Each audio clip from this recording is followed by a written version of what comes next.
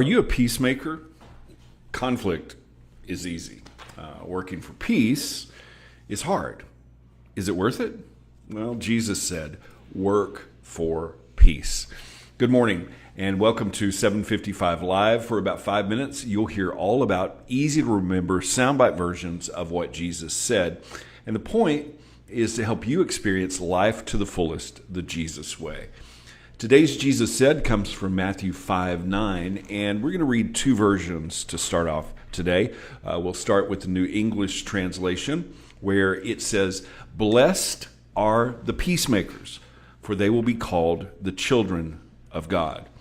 And then the New Living Translation says, "God blesses those who work for peace, for they will be called the children of God."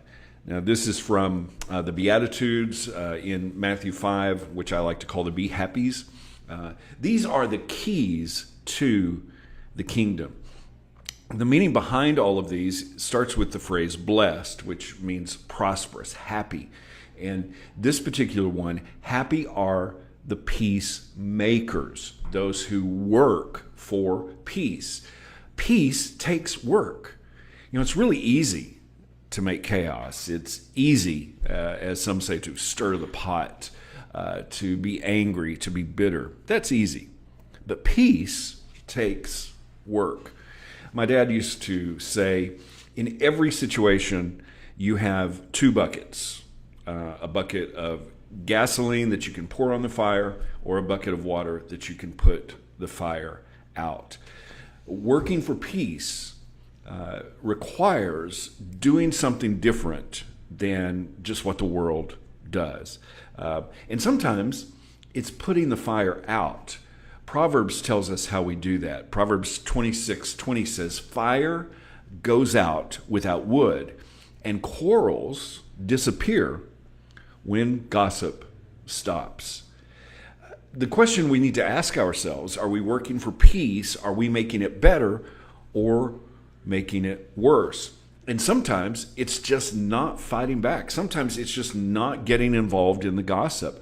And that will help the quarrels disappear. Working for peace is something that requires doing something different. But many times we just go with what's easier. Walking away offended is easy. Anybody can do that. Gossip is easy. Anybody can do that. Being angry is easy. Even, a baby can do that. But reconciliation is hard. But it's not up to us. We have help. Here's something that Jesus said about peace. And I'm going to read two verses here, but let's start with the last one first and then jump back up. This is John 14:26 and 27. I want to start with verse 27, where Jesus said, "I am leaving you with a gift, peace of mind and heart. And the peace I give is a gift the world cannot give, so don't be troubled or afraid." Now, what is that gift? Let's go back to verse 26. "But when the Father sends the advocate as my representative, that is the Holy Spirit, he will teach you everything and will remind you of everything I have told you." And that's the context that Jesus says, "I'm leaving you with a gift, the gift of peace." That gift is the Holy Spirit, and the Holy Spirit is teaching us to remember everything that Jesus said to do.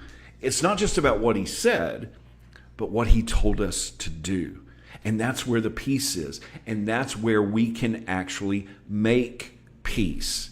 Matthew 18 is a formula for how to make peace among believers, the 3 steps of reconciliation.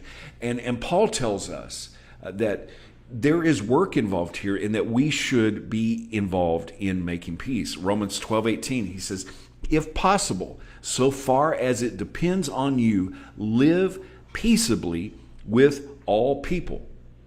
With all people. With those we disagree with our enemies.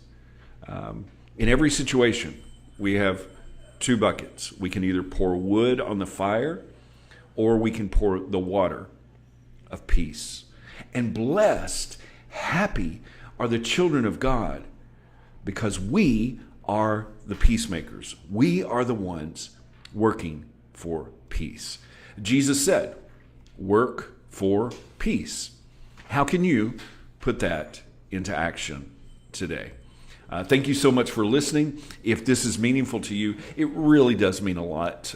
If you like it, if you share it, if you comment, the support really, really helps. And I really appreciate you. I hope that you have an amazing day. And I hope that this time together has helped you live life to the fullest, the Jesus way.